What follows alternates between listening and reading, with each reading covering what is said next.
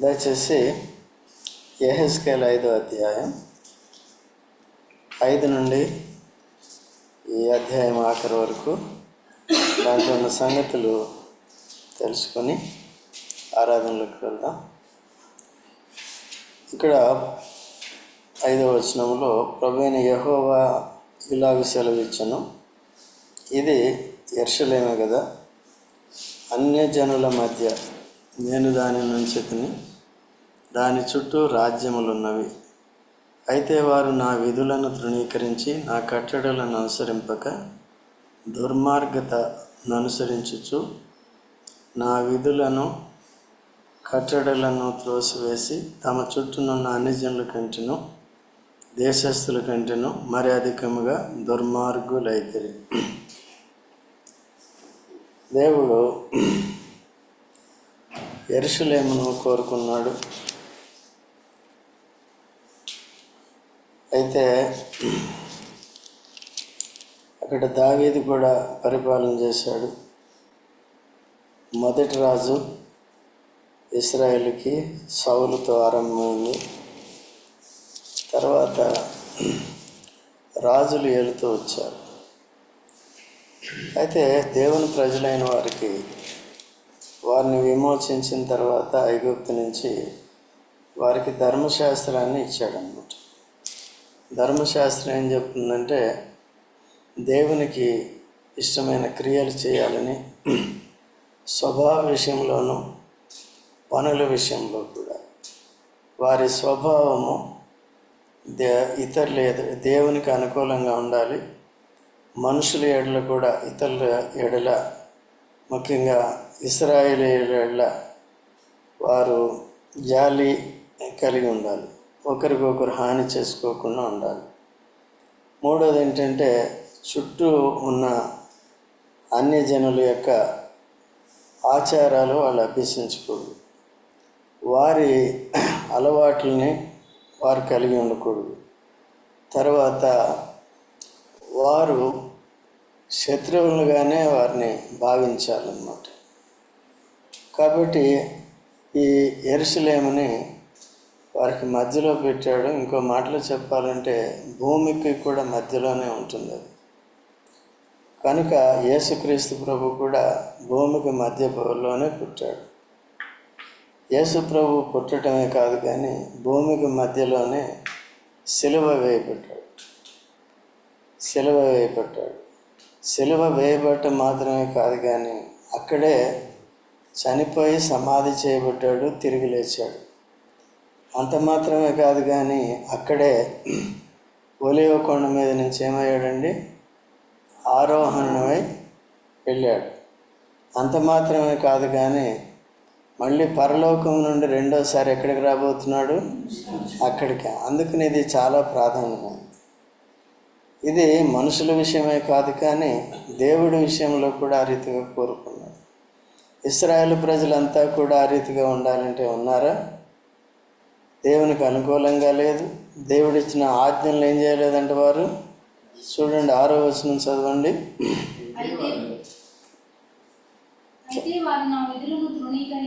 ఏం చేశారండి? విధులు అంటే అర్థం ఏంటి? విధులు అంటే వారికి ఇవ్వబడిన పరిచర్య విధులు అంటే డ్యూటీస్ అన్నమాట. మనం జాబ్ అంటారు కదా మీరు, అది ఇవ్వబడిన విధులను ఏం చేశారు? ఇక్కడ నీ విధుల గురించి చెప్పట్లే. నీ ఆఫీస్లో టైంకి వెళ్ళు, నీ ఆఫీస్లో దొంగతనం చేయకు, అవన్నీ అవి చెప్పట్లే. దేని గురించి చెప్తున్నాడు ఇక్కడ? యెరూషలేములో దేవుడు వారికి ఇచ్చిన దైవికమైన విధులను ఏం చేయాలి? సరిగ్గా పాటించాలన్నమాట. కొత్త నిబంధనలో కూడా చూడండి,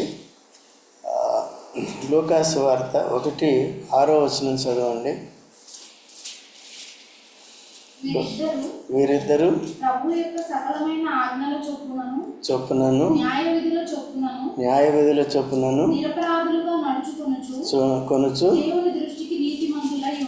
వీరిద్దరు అంటే ఎవరండి? 5వ వచనం కూడా చదువు. హేరోదు దినములలో అబియా తరగతిలోనున్న జకరియా అను ఒక యాజకుడు ఉండెను.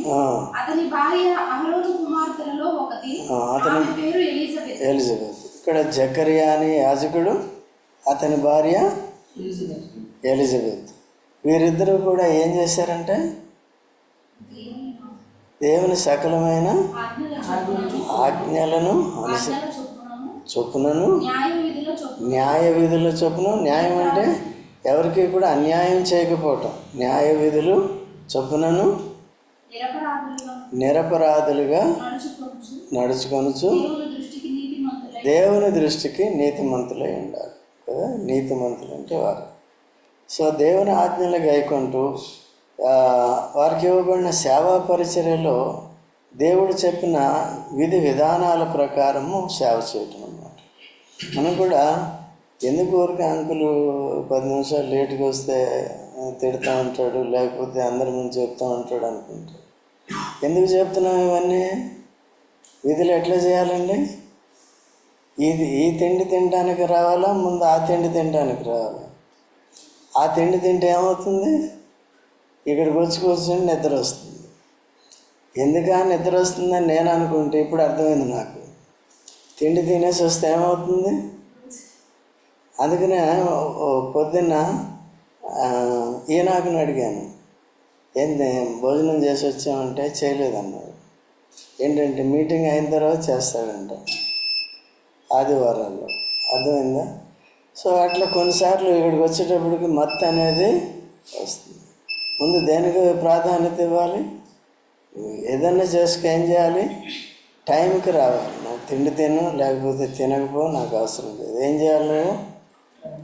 ఒకవేళ నేను రాకపోతే నన్ను అడగండి. ఓకే, నేను రాకపోతే నన్ను అడగండి. ఓకే, అలాగా ఇప్పుడు వీళ్ళిద్దరూ మనకి ఎలా ఉన్నారండి? మాదిరి గారు. ఎవరు వీళ్ళు? యవనస్తులా? ముసలోళ్ళు. అంటే ముసలితనంలో నేర్చుకున్నారా క్రమశిక్షణ? ఎప్పుడు నేర్చుకున్నారు? మొదటి నుంచి ఉంటాయి. అందుకనే యవనస్తులు కరెక్ట్ చేయాలని చూస్తుంటే అంతే, అసలు మెడ వంచరు. ఎప్పుడు కూడా అంతే, ఒకే పద్ధతిలో ఉంటారు. అది సరైన భక్తి కాదు. అర్థమవుతుందండి? ఇక్కడికి వచ్చే వారందరికీ మళ్ళీ సిద్ధపరిచేది మా బాధ్యత. కాబట్టి దానికి వయసు నాకు ఎక్కువ ఉన్నప్పటికీ కూడా నేనేం చేయాలి? మీ కొరకు దాన్ని ఏం చేయాలి? నేను పాటిస్తూ మిమ్మల్ని ఏం చేయాలి? సిద్ధపరచడం కాదు, హెచ్చరించాలి. కావాలంటే అవమానపరచాలి. అర్థమవుతుందా? మామూలుగా చెప్తే అమ్మ బాబు అంటే దొంగోడు వెళ్ళిపోతాడా కదా? అమ్మ బాబు అంటే వెళ్ళిపోతాడా? వద్దు నాయన అంటే మనలో ఆ తత్వం పనిచేస్తుంది అన్నమాట. అవిదే the spirit of disobedience is working a lot these days. అవిధేయత ఆత్మ చాలా పనిచేస్తుంది. ఇది దురాత్మ ద్వారా, దుష్టత్వం ద్వారా వస్తుంది. సో అందుకనే కొద్దిగా జాగ్రత్తగా ఉండాలి, నేర్చుకోవాలి. ఓకేనా? తల్లిదండ్రుల కంటే ముందు నువ్వు రావాలి కదా. తల్లిదండ్రుల కంటే ముందు they are showing exemplary life. So అట్లా చేయాలి. నేను కష్టపడి వచ్చిన పొద్దున్న 6 గంటలకు పోయినా నీకు ఆ శక్తి ఉంటుంది ఫిజికల్గా. ఓకేనా? రైట్. నేను ఒక్కరినే కాదు, అందరినీ. దీంట్లో ఆన్లైన్లో కూడా వెళ్తుంది. ఎవరు చూస్తారో ఎవరు చూడరో మనకు తెలియదు, కానీ బట్ ఇవన్నీ కూడా నేర్చుకోవాలి. సరేనా? ఇక్కడ ఏమిచ్చాడండి వాళ్ళకి? న్యాయ విధులు, కట్టడలు, ఆజ్ఞలు, న్యాయ విధులు, కట్టడలను ఇచ్చారు. ఇస్తే వారు ఏం చేశారంట? దుర్మార్గతను అనుసరించచ్చు నా విధులను కట్టెలను త్రోసివేసి తమ చుట్టూనున్న కంటెను అధికముగా దుర్మార్గం. అన్ని జనుల కంటే కూడా అందుకనేనండి భక్తి, సద్భక్తి. భక్తిలో నుండి ఎక్కడికి షిఫ్ట్ అవ్వాలి? మనం సద్భక్తిలోకి ఎదగాలి. భక్తిలోనే ఉన్నామంటే ఏమవుతుందో మనకు తెలియదు. మళ్ళీ ఇది భక్తిలోకి వచ్చిన వారు కూడా, కేవలం యేసు ప్రభులోకి వచ్చిన వారు కూడా, మారు మనసు పొందిన వారు కూడా అంతవరకు వారు ఏమవుతారో అర్థం కాదనమాట. సో నిలకడగా ఉంటారా లేదా, క్రమంగా ఎదుగుతారా లేదా, దేవుని కట్టడలు ఏంటి, న్యాయ విధులు ఏంటి, ఆజ్ఞలు ఏంటి, ఇవన్నీ కూడా తెలుసుకోవాలి కదా. మీరు చదువుకోవాలి, బైబిల్లో ఏముందో ఏంటి అనేది చదువుకోవాలి. అంతగా అర్థం కాదు. ఇక్కడికి వచ్చిన తర్వాత ఏం చేయాలి, వాక్యం చెప్పబడుతుంది, చెప్పబడినప్పుడు వాటిని నేర్చుకోవాలి. రాకుండా ఉంటే ఏమవుతుంది, తెలియకపోతే ఏమవుతుంది, తెలిసి తప్పు చేసినా తెలియక తప్పు చేసినా తప్పు అర్థమవుతుందా. అందుకనే అట్లా లేకుండా జాగ్రత్తగా ఉండాలి. కొత్త నిబంధనలో చూసినప్పుడు కూడా రోమేలకు రాసిన పత్రికలో అదే మాట చెప్తాడు. చూడండి 1:22.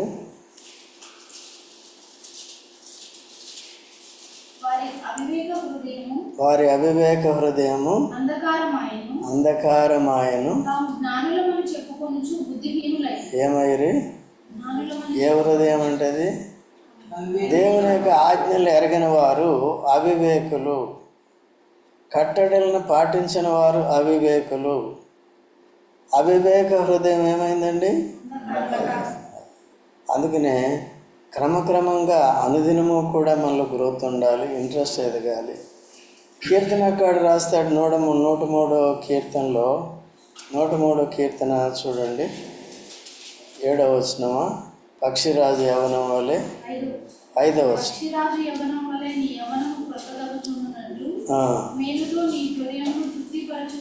చూసారండి, పక్షిరాజు యవనం వలె నీ యవనము కొత్తదగినట్లు. ఇక్కడ దేవుడిచ్చిన వాగ్దానం ఏంటంటే, ఇప్పుడు ముసలివారు కూడా వాడు ఏం చేస్తారంట, మొవ్వు వేసేటట్టుగా చేస్తాడు. ముసలితనంలోనే ఏం చేస్తాడండి, పక్షిరాజు యవనం వల్ల ఏం చేస్తాడు. పక్షిరాజు వయసు పెరిగే కొద్ది శక్తి పెరుగుతుందండి. అయితే మనిషికి కూడా పెరుగుతుంది. ఎప్పటి వరకు పెరుగుతుంది, 30 ఏళ్ళ వరకు పెరుగుతుంది, తర్వాత తరుగుతూ వస్తుంది. అయితే దేవుని బిడ్డలమైన మనము పరిశుద్ధాత్మ మనలో నివసిస్తుండగా, ఈ శరీరంలో మట్టి శరీరంలో నివసిస్తుండగా దేవుని యొక్క ఆజ్ఞలను పాటిస్తూ, దేవుని యొక్క కట్టడలను అనుసరిస్తూ, న్యాయ విధులను పాటిస్తూ, ఆ ప్రకారము జకరియా ఎలిజబెత్ వలె నీతిమంతులుగా దేవుని ఎదుట ఉన్నప్పుడు, దేవుని కార్యాలకి ప్రథమ స్థానం ఇచ్చినప్పుడు తప్పకుండా మనమేమవుతామండి, దినదినము నూతన. నాకే ఆశ్చర్యం అవుతుంది కదా. మీ అందరినీ చూస్తాను, మా లీడియాని చూస్తాం, రేపు కనపడుతుందో లేదు డౌట్ ఉంటుంది. మిమ్మల్ని చూస్తాం, మా మాధవిని చూస్తాం, అది రాకపోతే జలుబు చేసిందా ఏం చేసిందా, అర్థమైందండి. అంతేనా, వీళ్ళందరినీ చూసినప్పుడు అయితే రమాదేవి గారు నాతో పోటీ పడుతున్నారు, బాగుంది. కానీ నిన్న బ్రేక్ పడింది. ఏమొచ్చింది నిన్న, జ్వరం వచ్చింది. ఓకే, అయితే ఆవిడకి ఆసక్తి ఉంది, అట్లా ఉంది. చెప్పిన మాటలను గుర్తుపెట్టుకోండి. అట్లా మనం నేర్చుకోవాలి. సరే, ఉద్యోగాలు ఉంటాయి, ఇవన్నీ ఉంటే చేసుకోండి. ఎక్కువ సమయం ఉద్యోగం లేని వాళ్ళు ఈ విధంగా చేసుకోవటం, దేవుని వాక్యాన్ని ఎరగటం, పరిశుద్ధాత్మను అనుసరించి మనం జీవించడం ద్వారా శరీరంలో కూడా మనకేమొస్తుంది, శక్తి అనేది వస్తుంది. తింటేనే వస్తుందా, తిన్నక దాన్ని ఎంత తిన్నప్పటికీ కూడా దేవుడు దాన్ని ఏం చేయాలి, ఆశీర్వదించాలి. ఓకే అండి, అది తినాలి. తింటే కొద్దిగా శక్తి వస్తుంది. అందుకని యేసుప్రభు ఏమన్నాడు, మనుషుడు రొట్టె వల్ల మాత్రమే అంటే తినాలని, అది వద్దని చెప్పదు, అది తినాలి. కానీ దేవుని నోటి నుండి అసలు శక్తినిచ్చేది ఇదన్నమాట. నైతిక జీవితాన్ని మార్చేది ఇది, విశ్వాస జీవితంలో బలపరిచేది ఇది, దేవుని నీతి కార్యాలు జరిగించేటట్టుగా చేసేది ఇది. ఇది తినాలో వద్దా, అది తినేసి వస్తా లేటుగా. ఏమవుతాం మరి, 8 నైట్స్ రాకపోతే ఏమొస్తాయి కదా. మళ్ళీ శ్వాస లేకపోతే ఎవరి దగ్గరికి రావాలి, అప్పుడు నాకు టైం లేదంటాడు దేవుడు. ఏం చేస్తావు? అర్థమైందా? కాబట్టి అట్లా చేయకూడదు. దేవుడికి టైం లేదనుకో కష్టమైపోతుంది. అట్లా లేకుండా అందరూ ఏం చేయాలి? సుధారాన్ని కరెక్ట్గా 6 అంటే 6 కోసం డ్యూటీకి వెళ్ళొచ్చావా? ఇంట్లోనే ఉన్నావు కదా, మరి ముందు రావాలి. ఆఫీస్ కూడా ఇట్లకి వెళ్తావా? అంతేనా? అది మంచి పద్ధతి కాదు. ఏం చేయాలి? యవన ప్రాయం నుంచి డిసిప్లిన్, క్రమశిక్షణ. It is always good.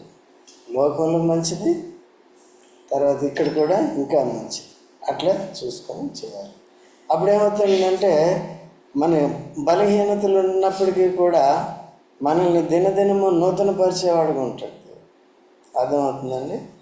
So కాబట్టి వారి మధ్యలో ఇవన్నీ పెట్టి దేవుడు ఎంతో చేసినప్పటికీ కూడా వారు మిక్కిలి, అంటే అన్ని జనుల కంటే కూడా ఎక్కువ దుర్మార్గులు అవుతున్నారు. మనలో కూడా కనపడుతుంది. సో మనకంటే కూడా కొన్నిసార్లు అవిశ్వాసులైన వారు మన చుట్టూ ఉన్నవారే, మన చుట్టూ ఉన్నవారే మనకంటే కూడా నీతిగా కనపడతారు. వారు చేసే పాపం ఏంటంటే నిజ దేవుడిని ఎరక్క దేవుళ్ళు కాని వారిని పూజిస్తారు. అది ప్రధాన పాపం కదండి. ఎంత నీతి పాటించినప్పటికీ ఎవరిని అంగీకరించాలి? యేసు ప్రభుని అంగీకరించి పాప క్షమాపణ పొందాలి. పొందిన తర్వాత ఏం చేయాలి? నీతిగా. అయితే చాలా సమయాల్లో చాలామందిలో ఎలా ఉంటుందంటే యేసు ప్రభుని అంగీకరించారు కానీ నీతి క్రియలు చేయరు. యేసు ప్రభుని అంగీకరించలేదు కానీ నీతి క్రియలు చేస్తారు. ఏది మంచిది? ఏది బాగా చెప్తారు. మరి ఏం చేద్దాం ఇప్పుడు? ఏది వచ్చారు? ఏం చేద్దాం? ఎప్పుడన్నా లేటుగా రా చెప్తాను. అర్థమైంది? దాక్కుంటాడు వీడు. నువ్వెందుకు లేటుగా వచ్చా? అర్థమైందండి? తర్వాత చదవండి. కాబట్టి ప్రభువైన యెహోవా ఇలాగ సెలవిచ్చుచున్నాడు, నా కట్టడలను అనుసరింపకయు నా విధులను గైకొనకయు నుండువారై మీ చుట్టూనున్న అన్యజనులకు కలిగి ఉన్న విధులనైనాను అనుసరింపక మీరు మీ చుట్టూనున్న దేశస్థుల కంటే మరి అధికముగా కఠిన హృదయులైతే. చూసారు ఇంకేమయ్యారంటండి వీళ్ళు? ఇప్పుడు ఎవరితో కంపేర్ చేస్తున్నాడు? అన్ని జనులు. చూసారా ఇంత దౌర్భాగ్యం కదా. మనల్ని చూసి వారు ఆశ్చర్యపడారు. మనం వారికి ఎగ్జాంపుల్ సెట్ చేయాలి. కానీ వారికంటే దుర్మార్గులు అంటే ఎట్లా? ఇప్పుడు మనల్ని అందరూ కూడా మాట్లాడాలన్నా టచ్ చేయాలన్నా ఎందుకు కంట్రోల్డ్గా ఉంటారు? అర్థమైందండి? ఈవెన్ మీ బంధువుల్లో మీలో చూసిన మార్పును బట్టి వాళ్ళు ఆశ్చర్యంగా ఉంటారా లేదా? అది చూపించి ఆ సాక్ష్యం కలిగి ఉండాలి. ఒక పక్కన యేసు ప్రభువుని ద్వేషించినప్పటికీ మన సత్ప్రవర్తన బట్టి వారు భయపడుతూ ఉంటారు. దేవుడు మనలో జరిగించే కార్యాలను బట్టి వారికి ఎంత డబ్బు ఉన్నప్పటికీ కూడా, ఎంతమంది దేవతలు ఉన్నప్పటికీ కూడా మనము నడుచుకునే రీతిగా వారు నడవలేకపోతున్నారు. మనకున్న నిరీక్షణ, శుభ నిరీక్షణ వారికి లేదు. ఏదైనప్పటికీ కూడా వారు కలిగిందంతా ఈ లోకం వరకే కలిగి ఉన్నారు. దేవుణ్ణి కలిగి ఉన్నారా? ఈ లోకం వరకే. డబ్బు కలిగి ఉన్నారా? ఈ లోకం వరకే. ఏది కలిగి ఉన్నప్పటికీ ఎంతవరకు? ఇంతవరకు. తర్వాత నాశనం. అయితే ఎరిగిన వారు, విమోచింపబడిన వారు ఇట్లా చేస్తే ఏమవుతుందండి? అందుకనే పేతురు ఆ మాట రాశాడు. 2 పేతురులో ఏం రాశాడండి? తీనవసరం లేదు. 2వ అధ్యాయం 20వ వచనంలో కుక్క పంది రెండు. కుక్క ఏం చేస్తుందంటే వాంతి చేసుకుని తిరిగి ఆ వాంతినే మళ్ళీ తింటుంది. ఎందుకు కక్కింది మరి? అయితే పంది కడగబడి మళ్ళీ ఎక్కడికి వెళ్తుంది వదిలేస్తే? మనం కూడా ఏం చేస్తాం? ఏదైతే మారు మనసు పొందామని చెప్తాం కదా, మారు మనసు పొందటం అంటే కక్కేయటం. దేవునికి అయిష్టమైనవి, అపవిత్రమైనవి, అసత్యమైనవి, అబద్ధాలని కక్కేయటం. మళ్ళీ వాటి జోలికి పోతే ఏమవుతుంది? లేకపోతే నిర్లక్ష్యంగా ఉంటే ఏమవుతుంది? వాక్యాన్ని నేర్చుకోకపోతే ఏమవుతుంది? మన మధ్యలో పెట్టిన యెరూషలేము వంటి ఈ మందిరాన్ని మనం పట్టించుకోకపోతే ఏమవుతుంది? మందిరాన్ని ఎక్కడ పెట్టాడు? మధ్యలో పెట్టాడు. చుట్టూ ఉన్న వాళ్ళు చాలా ధన్యులు, కానీ వాళ్ళు లేటుగా వస్తారు. అదే స్పెషాలిటీ. అని భోజనాలు ఇక్కడ పెడతామంటే కూడా అప్పుడు కూడా ఇంకా లేటే. మారిస్తే మళ్ళీ అంకులు మళ్ళీ చెప్తా ఉంటారు. అందుకని తెలుసు ఎవరెవరి ప్లాన్లు ఎట్లా ఉంటాయి. అర్థమైందండి? కాబట్టి అందుకనే జాగ్రత్తగా ఉండాలి. సో ఇక్కడ నాకు అనుకూలంగా ఉండమని నేను చెప్పట్లేదు. ఎవరికి అనుకూలంగా ఉండాలి? మీరు ఎన్ని రోజులు ఎంత విని ఎంత చేసినా నేను సహిస్తాను, కానీ చెప్పేది చెప్తాను అంటే. కానీ నేను అనవసరం బీపీ తెచ్చుకోను. నా బీపీకి రాదు. ఓకే, నేను తిట్టడం మాత్రం తిడతాను అంటే, ఏమన్నా చూసుకోండి. అర్థమైందా? అట్లా దేవుడు ఒక దగ్గర మనల్ని పెట్టినప్పుడు అక్కడ సహవాసంలో మనం ఒకవేళ చిరాకు అదేంటి అభ్యంతరపడి నేను మానేద్దాం అన్నా కూడా కుదరదు అన్నమాట. అది ఉండదు, ఇది ఉండదు. దేవుడు పెట్టిన దగ్గర అట్లా మనం అందుకనే మాకు ధైర్యం ఉంటుంది అన్నమాట. అర్థమైంది? పొట్టు అంతా ఏమైపోవాలి? రాలిపోవాలి. ఎప్పుడు తెలుస్తుంది పొట్టు గిట్టు అని? దొల్లగొట్టినట్టు. అందుకనే దొల్లగొడతాం. సరిగ్గా ఆసక్తి లేనివాళ్ళు, ఇవన్నీ లేని వాళ్ళకి ఏం చేస్తామండి? ఉంటే వచ్చి నేర్చుకోవాలి, లేకపోతే ఎగిరిపోవాలి. పొట్టు ఏమవుతుంది? సో అందుకనే జాగ్రత్తగా ఉండాలి. అర్థమైందండి? ఆ తర్వాత 10వ వచనం చదవమ్మా. కావున నీ మధ్య తండ్రులు తమ కుమారులను భక్షింతురు, కుమారులు తమ తండ్రులను భక్షింతురు. ఈ ప్రకారం నేను నీకు శిక్ష విధించి నీలో శేషించిన వారిని నలుదిశలా చెదరగొట్టును. చూసారా? మనుషులు ఇష్టానుసారంగా చేసుకోపోతే, అతిక్రమం కలిగి ఉంటే, లేదా కట్టడలను పాటించకపోతే, దేవుని సేవ చేయకపోతే, దేవుని మందిరాన్ని లేక యెరూషలేమును లక్ష్య పెట్టకపోతే ఏమవుతుందంట? ఇంకా దేవుని యొక్క తీర్పులు వస్తాయి. శరీరంలోనే వారికి శిక్ష ఆరంభమవుతుంది. ఎంత భయంకరం అండి! తండ్రులు కుమారుల్ని, కుమారులు తండ్రుల్ని భక్షిస్తారంట, పీక్కు తింటారంట. ఎందుకంటే భూమి ఫలమే ఉండదు. మనం తినే ఆహారం మనకు దొరికినప్పుడు ఇంకేం చేస్తామండి? చేయరాని పనులు చేస్తూ ఉంటాం. అందులోకి ఇప్పుడు మన కుమారులు అంటే మనకు ఎంతో ప్రేమ. ఇప్పుడు మా జాయ్ అంటే ఎంతో కదా, సాత్విక్ అంటే ఎంతో ప్రేమ. మనం బాధపడినా పర్వాలేదు, కానీ వాళ్ళు నొచ్చుకోవద్దు కదా. అలాంటి అయితే జీవనాధారం పోయినప్పుడు మనం అట్లా చేయము, చచ్చిపోతామని. కొత్త నిబంధనలో మీరంతా మంచోళ్ళు. పాత నిబంధనలో దేవుడు ఏమంటున్నాడంటే, పీక్కు తినలేదా, వండుకు తినలేదా? దేవుడు చెప్పిన మాట నిరర్థకం అవుతుందా? దేన్నైనా మనిషి తట్టుకుంటాడు, కానీ ఆకలిని తట్టుకోలేడు. ఓకే, కాబట్టి నేను డైట్ చేస్తున్నానండి, ఆ డైట్ కూడా పోయిందనుకో, స్టార్ట్ అవుతుంది. అర్థమైందా? కాబట్టి నేను డైట్ చేస్తున్నాను. రాత్రి నాకు కొద్దిగా ఆకలింది, 9కో 9:30. ఏం చేయాలి ఇప్పుడు? నేను బాగా ఆకలి అవుతుంది, కడుపులో మండినట్టు అవుతుంది. అప్పుడు చాక్లెట్లు ఉండి తినేసి తినకూడదు నేను. అర్థమైందండి? పడుకున్నది ఏమైందో పొద్దున మళ్ళీ మామూలు, మళ్ళీ ఏమిచ్చాడు దేవుడు? లేచిన తర్వాత మామూలు. అర్థమైందండి? అది కాబట్టి ఏమొస్తుంది చెప్పండి? భౌతికంగా కూడా భయంకరంగా ఉంటాయి తీర్పు. ఓపికమ్మ ఎన్నో. ఓకే, అర్థమైందా? తర్వాత చదవమ్మా. ఇంకా ఏం చేశారు? దుర్మార్గత కలిగి ఉన్నారు. తర్వాత హేయ దేవతలు ఏం చేస్తున్నారు? వీళ్ళు పూజించి నీవు చేసిన హేయమైన క్రియలన్నిటి చేత నా పరిశుద్ధ స్థలమును అపవిత్ర అపవిత్రపరిచితివి గనుక కరుణా దృష్టి అయినను జాలి అయినను లేక నేను నిన్ను క్షీణింపజేసేదనని నా జీవము తోడు ప్రమాణం చేయుచున్నాను. ఇదే ప్రభువు యెహోవా వాక్కు. చూశారండి ఎంత భయంకరమైన పరిస్థితి. బయట ఇతర దేవతలను పూజించి మళ్ళీ ఇక్కడికి వచ్చి దేవుని మందిరానికి వస్తే ఎట్లా ఉంటుంది? భద్రంగా ఉంటుంది, అద్భుతంగా కదా. ఇంట్లో భార్యాభర్తలు సంసారం చేస్తూ వేరే ఇంటికి వెళ్ళి మళ్ళీ ఇంటికి వస్తే ఎట్లా ఉంటుంది కదా. వాళ్ళకైనా గిల్టీ ఉండవచ్చు.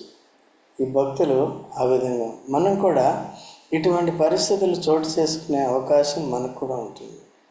అంటే మారిపోతే ఏమాత్రం భయం లేకపోయినా, వాక్యాన్ని సరిగా నేర్చుకోకపోయినా, దాన్ని పాటించాలనే ఆసక్తి లేకపోయినా, క్రమశిక్షణలోకి రాకపోయినా మనం కూడా తప్పిపోయే అవకాశాలు ఉంటాయి. హృదయాన్ని కఠినం చేసుకుని ఏ క్రియలు, తప్పులు చేయటానికే ఇష్టపడతాం కానీ రైట్ చేయటానికి హెచ్చరిక ఎవరికి ఇవ్వాలి? అది జ్ఞానం ఏం చేస్తాడంటే దిద్దుబాటును అసహించుకోడు. జ్ఞాని హెచ్చరించినప్పుడు తానేం చేస్తాడు? దిద్దుబాటు చేసుకుంటాడు. కాబట్టి జ్ఞానాభివృద్ధి పొందుతాడు, సామెతల్లో ఉంటుంది. అయితే దుష్టుడు ఏం చేస్తాడు? తిరస్కరిస్తాడు. బుద్ధి చెప్పిన వాడిని తిడతాడు. ఎవరు? బుద్ధిహీనుడు. మనలో ఎక్కడుంటారు బుద్ధిహీనులు? మనలోనే ఉంటారు. కొంతమంది బుద్ధిమంతులు ఉంటారు, కొంతమంది బుద్ధిహీనులు ఉంటారు కదండి. అట్లా లేకుండా జాగ్రత్తగా ఉండాలి. తర్వాత చదువమ్మా. కరువు వచ్చి ఉండగా నీలో 3వ భాగము తెగులు చేత మరణమవును, 3వ భాగము ఖడ్గము చేత నీ చుట్టూ కూలును. అదే ఈ 5వ అధ్యాయంలో మనం మొదట్లో చూసాం కదా, వెంట్రుకల సామెత. అదంతా కూడా ఏమవుతుందంటే ఇక్కడ వాళ్ళు దుర్మార్గం. దేవుడు అన్యాయస్తుడా? ఆజ్ఞలు ఇచ్చిన తర్వాత వాటిని పాటించవలసిందే. వీరిని ఏమో స్పెషల్గా ఇక్కడ శిక్షించట్లేదు. అది ఆదామాలను కూడా అట్లే చేశాడు, సాతాన్ని కూడా అట్లే చేశాడు, సర్పాన్ని కూడా అట్లే చేశాడు.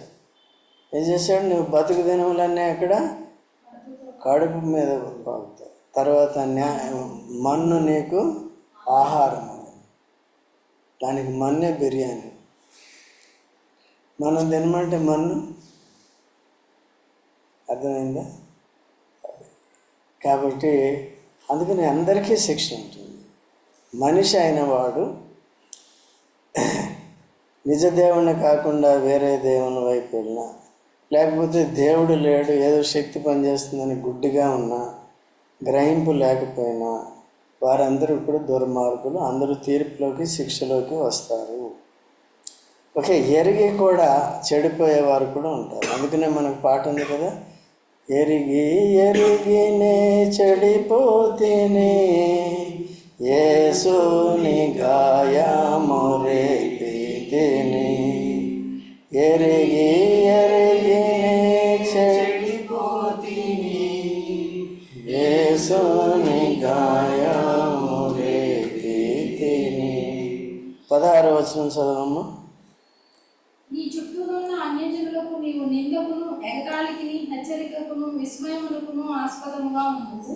యెహోవానకు నేనే ఆజ్ఞ ఇచ్చి ఉన్నాను. చూసారండి, ఆజ్ఞ ఇచ్చి ఉన్నాడు. ఏమని? నీ చుట్టూ ఉన్న అన్ని ఎగతాళి అవ్వాలని, నిందకు, ఎగతాళికి, హెచ్చరికకు ఆస్పదంగా ఉందని ఆజ్ఞ ఇచ్చాడు. కాబట్టి కొన్నిసార్లు భూమికి, ఆకాశానికి ఆజ్ఞిస్తాడు మనల్ని శిక్షించడానికి. తర్వాత యోనాను పట్టుకోవటానికి తిమింగలానికి ఆజ్ఞ ఇచ్చాడు. యేసు ప్రభుకి, పేతురికి పన్ను కట్టడానికి చేపలకు ఆజ్ఞ ఇచ్చాడు. ఏమని ఆజ్ఞ ఇచ్చాడు? ఆ పన్ను డబ్బు కడిగి అరశక్కాయలు తీసుకొచ్చి పేతురికి అని చెప్పాడు కదా. పేతురు ఎక్కడన్నా మామూలు చేపలు పట్టుకుంటాడు కానీ పైసలు ఉన్న చేపలను పట్టుకుంటాడా? ఎవరు పట్టుకుంటారు? అది పైసలున్న చేపలు. అర్థమైందండి? కాబట్టి ఆ రీతిగా మనం కాకూడదు, దేవుని యొక్క ఉగ్రతకు గురి కాకూడదు. ఎప్పుడు కూడా రెన్యూ అవుతూ ఉండాలి. కానీ డీగ్రేడ్ డీజనరేట్ అవ్వకుండా చూసుకోవాలి. ఆత్మీయ జీవితం దీన్ని నేర్చుకోవాలి. వీటి మీద మనసు పెట్టుకోవాలి. చదివే నీకు అధికమైన తెలివి కావాలన్నా, ప్రభు నీకు తోడుగా ఉండాలన్నా, నీకు ఆరోగ్యం ఇవ్వాలన్నా, అన్నీ చేయాలన్నా ప్రభుతో కనెక్ట్ అయ్యి ఉండాలి. ఒకవేళ భక్తిగా ఉన్నప్పటికీ కూడా ఇవన్నీ ఉంటాయంటే కొంతకాలం ఉంటుంది, బలహీనపరిచి బలపరుస్తాడు అన్నమాట. అందుకనే పౌలు ఏమంటాడు, ఎప్పుడు బలహీనో అప్పుడే బలం. ఆయన శక్తి ఏమవుతుంది నాలో పరిపూర్ణం. లేకపోతే నేను మటన్ తింటున్నా, బాగా తింటున్నా కాబట్టి ఇంత బలంగా ఉన్నా అని చెప్పుకుంటాను. ఇప్పుడు ఏం చెప్పుకోవాలి? లేదు, ప్రభు కృప దేని ఏం చేస్తున్నాడు, నాకు ఈ ఆరోగ్యం ఇస్తున్నాడు అని చెప్పాలి. ప్రతిదాన్ని ప్రభు ద్వారానే పొందుతాం, కానీ మన అంతటా మనం కొంతమంది ఏం చేస్తారంటే, మీరు ఏమైనా వస్తారు మంచిగా వెళ్ళి అక్కడ బిర్యానీ తింటారు, పొద్దున్నే మళ్ళీ 1 గంటలో ఫోన్ వస్తుంది మోషన్స్ అంటారు. ఎందుకు? Food poison. మంచిదే 600 పెట్టారు కదా, ఏమైంది? Food poison. అర్థమవుతుందండి? అట్లా లేకుండా జాగ్రత్తగా ఉండాలి. ఓకేనా? ఆఖరి వచనం చదవము 17. ఈ ప్రకారము నేను నీ మీదికి క్షామమును దుష్ట మృగములను పంపుదును, అవి నీకు పుత్రహీనత కలుగజేయును, తెగులును ప్రాణహానియు నీకు కలుగును, మరియు నీ మీదికి ఖడ్గమును రప్పించెదను. యెహోవానగు నేనే ఇలాగ ఆజ్ఞయించుచున్నాను. చూసారా, జాలిగల దేవుడు ఇంత తీవ్రమైన శిక్షల్ని ఆజ్ఞాపిస్తున్నాడు అంటే తన ప్రజలైన ఇశ్రాయేలుకి విరోధంగా ఎంత ఆయాసపరుస్తున్నారు. మొదటి నుంచి కూడా దేవుడిని మానవుడు ఆయాసపరుస్తున్నాడు. శిక్షిస్తూ వాళ్ళని తిరిగి చేరదీస్తున్నాడు, శిక్షిస్తూ వాళ్ళని చేరదీస్తున్నాడు. ఎంతో కొంత శేషాన్ని తాను పెట్టుకుంటున్నాడు. మాదిరికరంగా ఉండేవారు కదా. అది ఆ దినాల్లో కూడా, నోవహు దినాల్లో కూడా అందరూ ఏమైపోయారు? వారి మనసుల్లో దేవునికి చోటు ఇవ్వలేదు కాబట్టి అందరూ నాశనం అయిపోయారు లేదా? జాలిగల దేవుడు ఎందుకు శిక్షిస్తాడు? తన విషయంలో అలక్ష్యం చేస్తే, తన విషయంలో నిర్లక్ష్యం చేస్తే చాలా తీవ్రంగా తీసుకుంటాడు. అట్లా చేయదు. అయితే ఇప్పుడు కృప ఉంది కాబట్టి టైం ఎక్కువగా ఇస్తున్నాడు. కృపను లోకు కట్టకుండా జాగ్రత్తగా ఉండాలి. సో క్రీస్తు యేసులో దేవుడు మనకి రక్షణ ఇచ్చాడు, నూతన హృదయం ఇచ్చాడు, నూతన స్వభావం ఇచ్చాడు, దేవుని యొక్క వాక్యం ఇచ్చాడు. సంఘం ద్వారా కూడా మనం నేర్చుకోవాలి, వాటిని ఏం చేయాలి? పాటించాలి. మనలో ఉన్న శరీర తత్వాన్ని సరిదిద్దుకోవాలి. క్రీస్తుకి కంటే కూడా వేరే వాటికి దాన్ని బట్టి నేను రాలేదు, దీన్ని బట్టి రాలేదు అంటే దేనికి ప్రాధాన్యత ఇచ్చావు?